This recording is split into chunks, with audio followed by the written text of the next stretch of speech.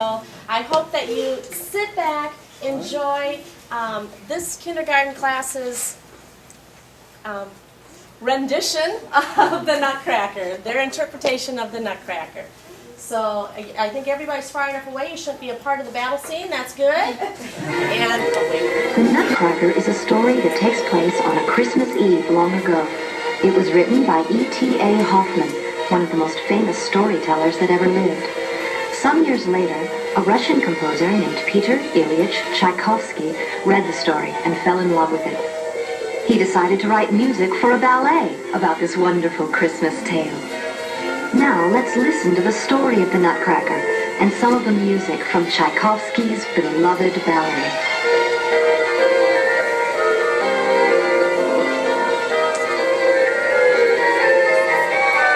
Our story begins on a cold winter's night many years ago.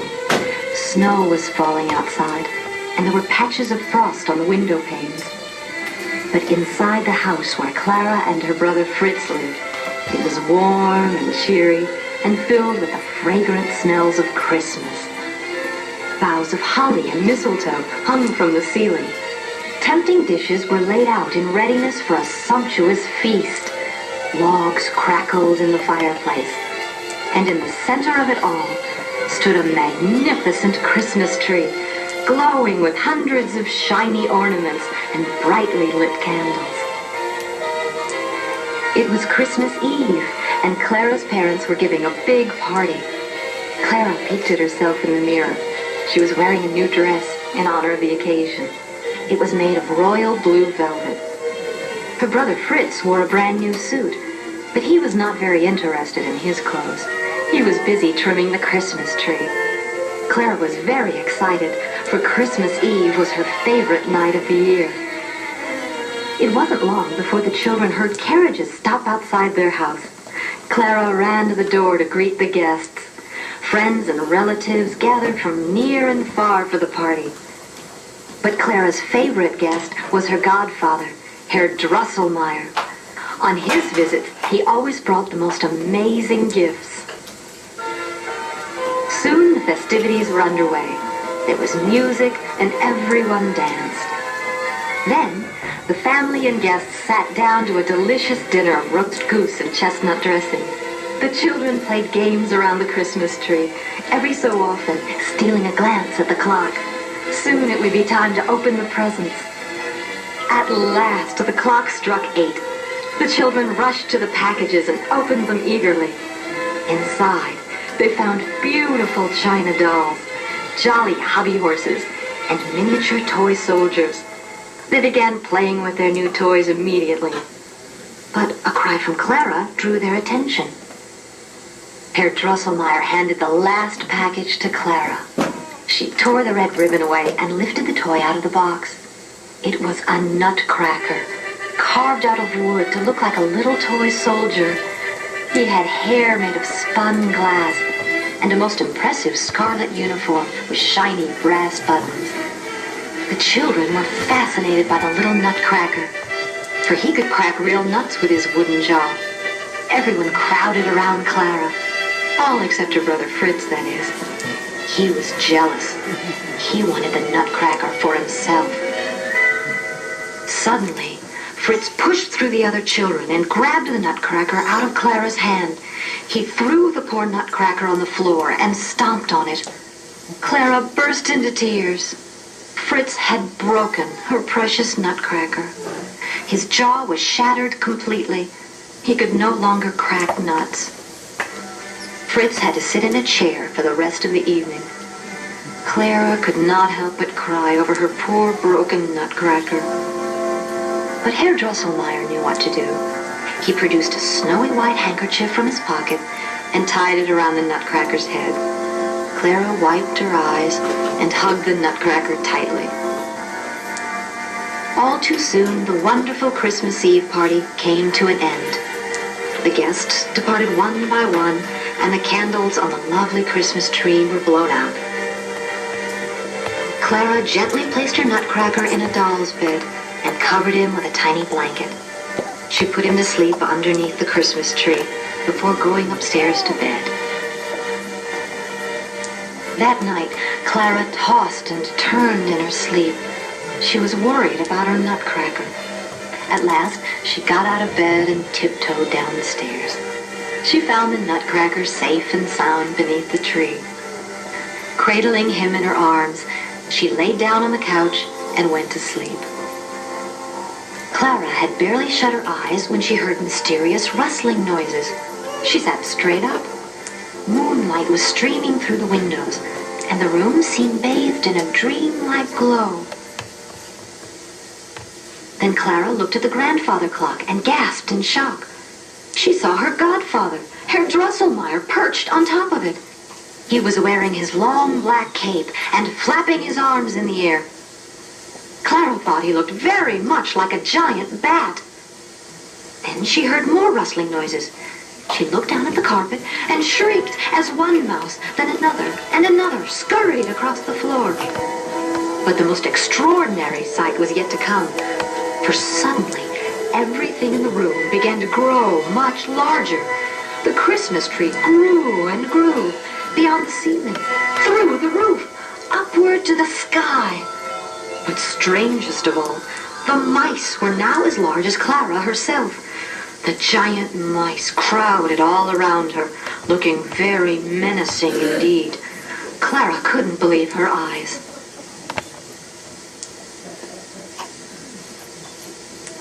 Then, to her surprise and immense relief, the toy soldiers under the Christmas tree came to life. Even the Nutcracker jumped out of his bed and rushed to her side. His jaw was no longer broken. He led the toy soldiers in an attack against the mice. They flashed their swords and a great battle began. The soldiers fought bravely, but the mice were ferocious. One by one, the soldiers fell to the floor. But Clara's Nutcracker would not give up. He ordered the toy soldiers to fire a toy cannon. Boom, boom. Gumdrops, bonbons, and peppermints flew out of its barrel. The mice were bombarded by sweets. Clara cheered out loud. But something was making a terrible roar behind her. Whirling around, she found herself face to face with a very fat mouse. He stood there, sword in hand, with a shiny crown on his head. It was the leader of the giant mice, the Mouse King. He was very angry, and he hurled himself at the Nutcracker. The Nutcracker fought back, but he was no match for the Mouse King. Clara could not bear to watch. Almost without thinking, she took off her slipper and threw it at the Mouse King. The Mouse King toppled over, crashing to the ground with a tremendous thud. The Nutcracker and his toy soldiers were victorious, and Clara was a heroine.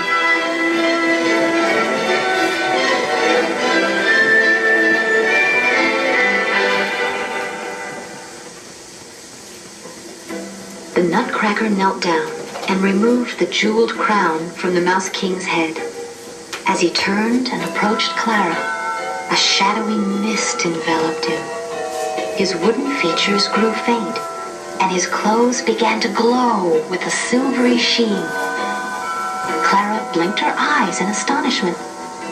The air was heavy with magic. She could scarcely breathe, spellbound by the enchantment.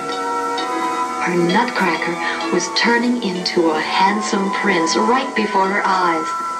The crown glistened in his hands.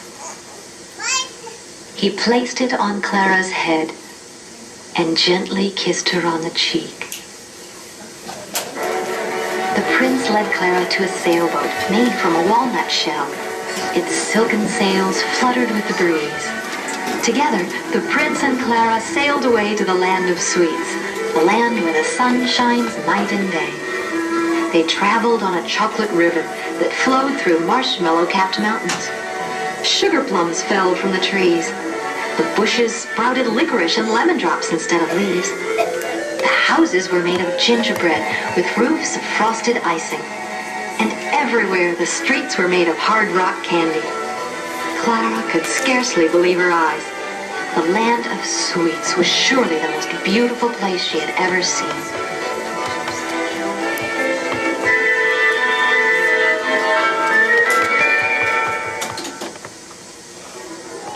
As Clara and her prince came ashore, they were welcomed by the beautiful Sugar Plum Fairy. She ruled the land of sweets and was always kind and gracious to her guests. The prince told her of their adventure. He described the dangerous moments of the fierce battle against the Mouse King. He did not leave out Clara's courageous deed. The Sugar Plum Fairy was very pleased with the story of their bravery. Their tale had won her heart. Clara and the prince were made the guests of honor at a wonderful celebration inside the Palace of Sugar Plums. They were seated on a golden throne. The Sugar Plum Fairy waved her hand, and a tray piled high with mouth-watering sweets appeared before them. When she snapped her fingers, chocolates began to dance.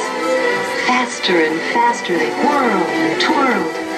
Then, just as suddenly as they had appeared, they were gone. Seconds later, striped candy canes ran into the room.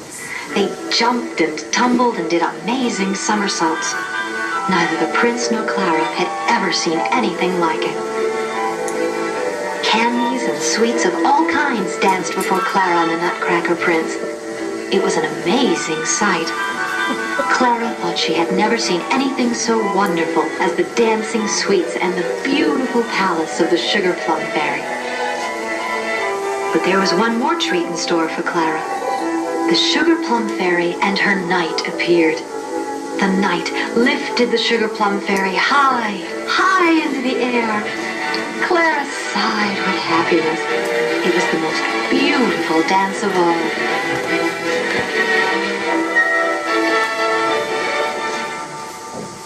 But as the lovely music faded, Clara knew the time had come to leave.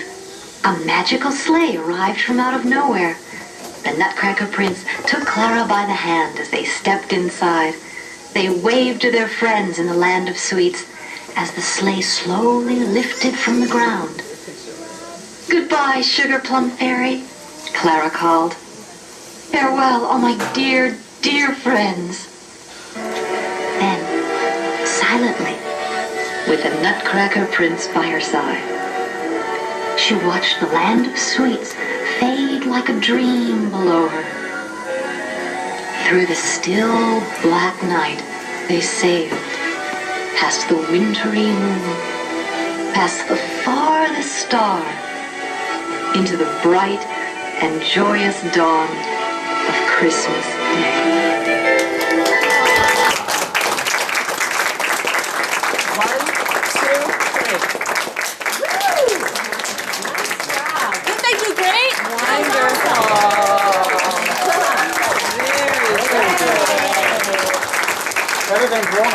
I know, beautiful, absolutely. I'm so proud of them. We're going to introduce our cast today, so as I say your name, you can take your bow. Playing Clara is Addison. Our very brave Nutcracker is Tristen. We really worked on our bows and curtsies. We like doing this part of it. A soldier is Clint. Bryson had two parts in this play. He was Fritz and a soldier. Godfather this year was played by Brett. And how about those mighty mice? They were pretty ferocious. Moses and Noah. And leading them, the Mouse King, is Andrew. Beautiful, beautiful ballerinas this year. I'm going to introduce them. Abby, Sophie, Taylor, Ella, Caitlin, and welcoming them into the land of sweets, our Sugar Plum Fairies, Ava. Three. But we will be singing about the candles. There are 3 purple, 1 pink, and 1 white. The 3 purple, the first one is the candle of hope. The second purple one is the candle of peace. The pink one is the candle of joy. The last purple candle is the candle of love. And And the white candle is for what? Jesus' birthday. Jesus' birthday. And we're going to sing about that for you. It's called Light One Candle.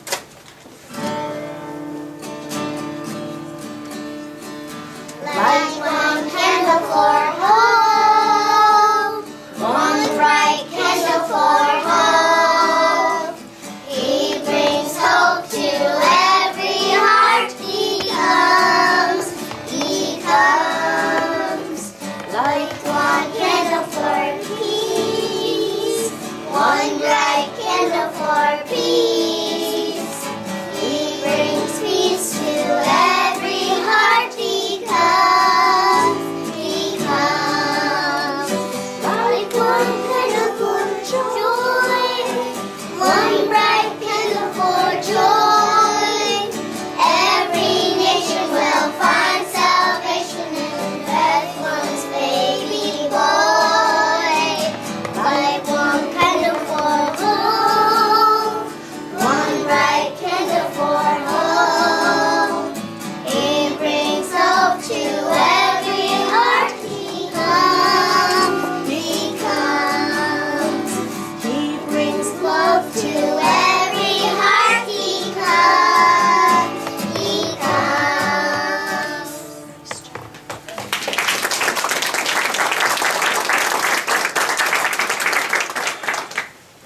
Jesus' Birthday time is here.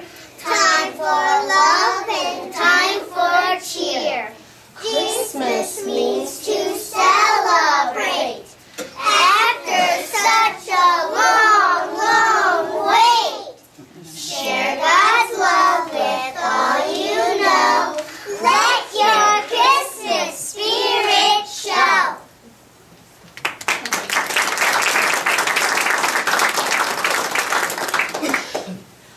Hush, not a peep. The Christ child needs to sleep. Hear Mary singing songs so sweetly as she feeds our Lord so meekly. Hush, not a peep. The Christ child needs to sleep. Now we're going to sing a lullaby.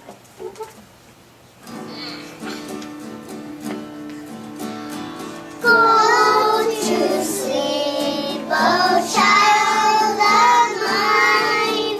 Little Jesus, baby mine. You were born in manger lowly, but you are the Son of God most holy. Away in a manger, no crib or a bed. The little Lord Jesus laid down his sweet head. The stars in the sky looked down when he lay. The little Lord Jesus asleep on the hay.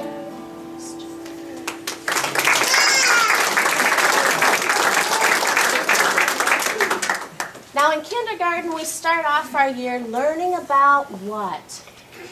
What do we learn about that God made? The monarch butterflies. And where are the monarch butterflies right now? Bryson? Mexico. In Mexico. They're keeping warm in Mexico. As we're waiting for the snow, they're keeping warm. So all through the year, we keep coming back to Mexico and learning more about the country. We learn more about the language. And so we are going to be singing Silent Night in English first, and we want you to sing with us. And then we'll be singing it, again, the same verse, we'll be singing it in Spanish. So you can listen to how we do that. If you know it in Spanish, you can sing along. If you really know it in Spanish and we don't sing it correctly, don't tell me about it.